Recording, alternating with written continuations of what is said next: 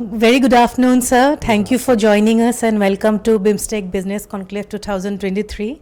Sir, I would like to ask you, all the 7 countries in BIMSTEC share so many cultural similarities. Even we get the common mythological references also within this geography. Do you think we can work more on these cultural synergies and collaborative cultural projects in near future?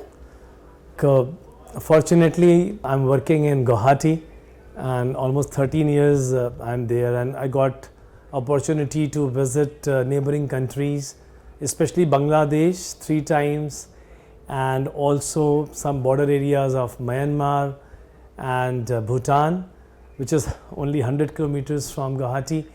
So I have seen that culture all across Northeast and Bhutan, Bangladesh, Myanmar is almost the same.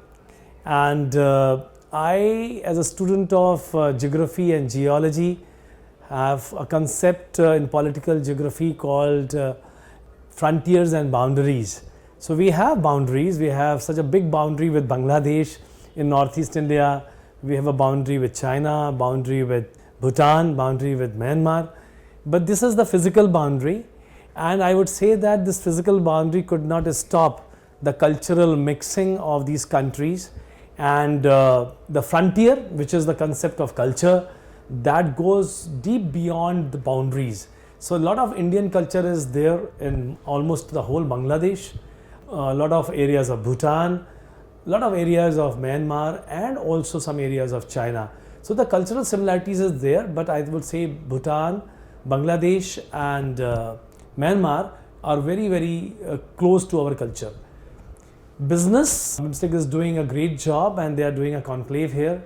And if we want to work together and progress together and prosperity, I would say that it cannot happen without emotional attachment with the people of these countries. And emotional link and attachment can only come when we have cultural similarities and acceptance. So this cultural similarities and acceptance is very important. Recently I visited to Rajshahi University. They called us for a conference, and in the evening when I was just traveling across the city, I found an open air theatre, amphitheatre. All Indian songs were played. Even Jagjit Singh and Ghulam Ali was so popular in Bangladesh, and everybody was speaking such a fluent Hindi and Urdu mixed Hindi. I am from Lucknow, so I have felt the same language. And in fact, I would say some of them were singing far better than what we have seen in Indian people singing in different universities. So culturally we are same, and I think recently government of Assam, government of India is trying to connect Brahmaputra through Bangladesh to Chittagong port.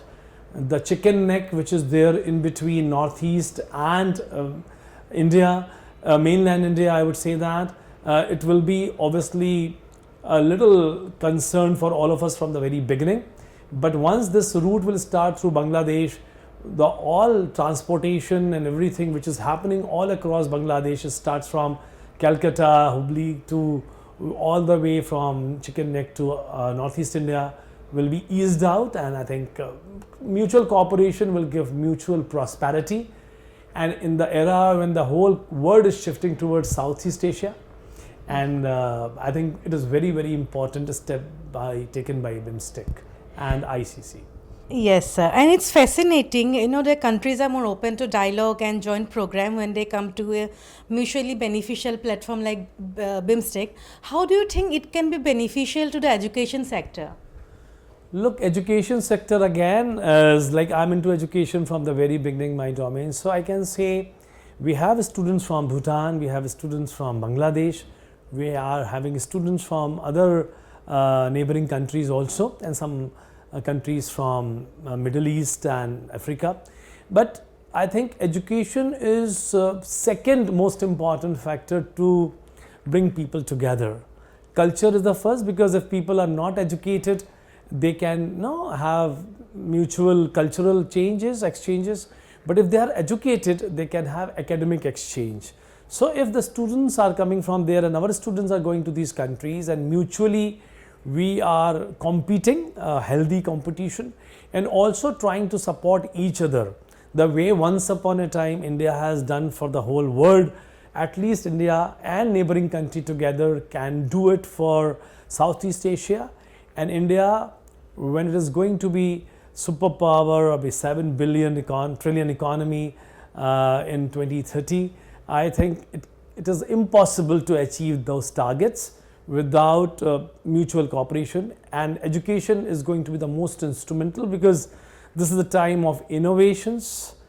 Business are only sustainable when innovations are in there, and innovations come from educated people and education and startups. So if a startup ecosystem, education and everything will be together, every country in my opinion is having something unique. Happiness index of Bhutan is excellent. Bangladesh the growth rate is far better than many states of India, and the labor force is also very, very efficient, and many other things what they are able to do, we are not doing it, and what we are doing here, they are not been able to do it. So if it is a mutually cooperative environment, I think it will be beneficial for all the countries around. Thank you so much for sharing your insight with us. It was a pleasure to have you here. Thank you, so sir. much. Thank you for giving me a chance. Thank you.